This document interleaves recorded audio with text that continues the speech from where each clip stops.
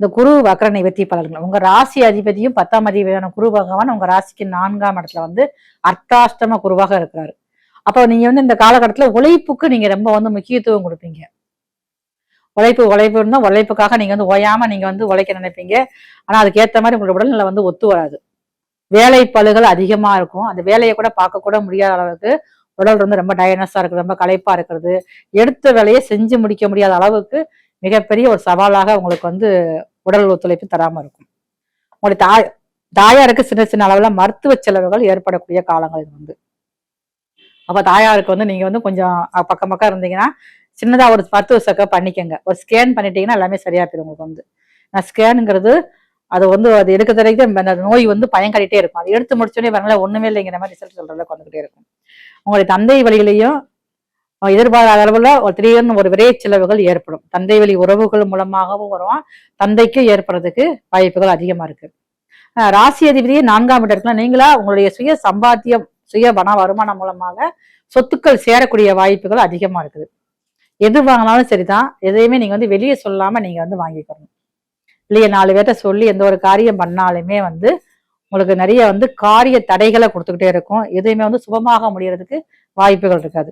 ஏதாவது நீங்க பேசி வச்சீங்கன்னா அதுவுமே தடையாக்கூடிய வாய்ப்பு அதிகமா இருக்கனால எந்த ஒரு சுபகாரியம் செஞ்சாலும் சரிமா யாருக்குமே தெரியாம 4 பேர் தெரியாம அந்த விஷயத்த முடிச்சீங்கன்னா கண்டிப்பாக அதில் வந்து வெற்றி கிடைக்கக்கூடிய காலமாக இருக்குது.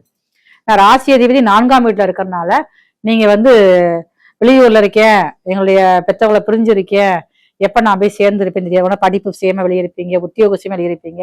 எதுவாக இருந்தாலும் இப்ப வந்து ஒரு தாயோட சேர்ந்து இருக்கக்கூடிய காலம் வந்து இப்ப அதிகமா இருக்கு.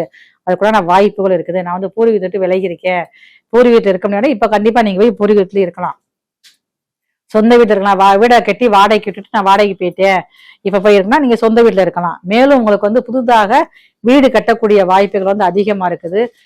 வண்டி வாங்கக்கூடிய வாகனங்கள் எல்லாமே அசனையா நீங்க செய்ய நினைப்பீங்க. அந்த வண்டி வாகனங்கள் வரக்கூடிய வாய்ப்புகளும் உங்களுக்கு வந்து அதிகமா இருக்குது.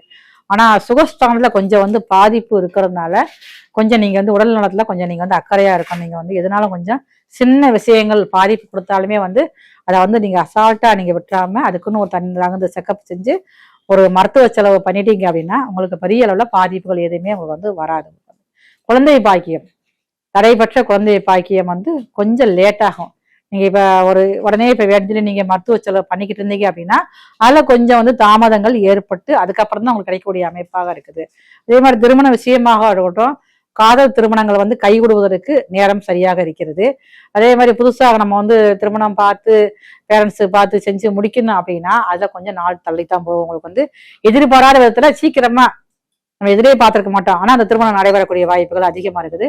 வெளியில இருந்து வேறு மதம் சார்ந்த நபர்கள்ட்ட நீங்க கொஞ்சம் கவனமாக இந்த குரு வக்ர நிவர்த்தியானட்டும் கொஞ்சம் கவனமாக நீங்க வந்து பேசி இருந்துக்கங்க. ஏன்னா உங்க 6ஆம் இடத்துல கேது பகவான் உட்காந்துருக்காரு. இப்ப வேலை பார்க்குற இடத்துல வந்து உங்களால முழுமையா வந்து கவனம் செலுத்தி வேலை பார்க்க முடியாது.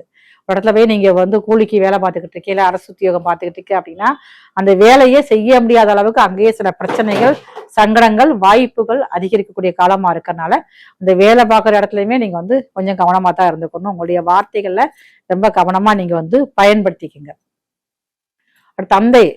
தந்தை வழியில வந்து சொத்துக்கள் வரக்கூடிய வாய்ப்புகள் அதிகமா இருக்கு. ஆனா பாருங்க வம்பு வழக்கு பிரச்சனையோட தான் வரும் உங்களுக்கு வந்து. ஏன்னா சிம்மத்துல வந்து கேது இருக்கிறதுனால தந்தை வழியில சொத்துக்கள் வந்தாலுமே வந்து அதுவுமே கொஞ்சம் உங்களுக்கு வம்பு வழக்கு, ஒரு பிரச்சனைகள், ஒரு கோர்ட்டு கேஸ் இந்த மாதிரி கொடுத்துதான் உங்களுக்கு வந்து சொத்துக்கள் வரக்கூடிய வாய்ப்புகள் அதிகமா இருக்குது.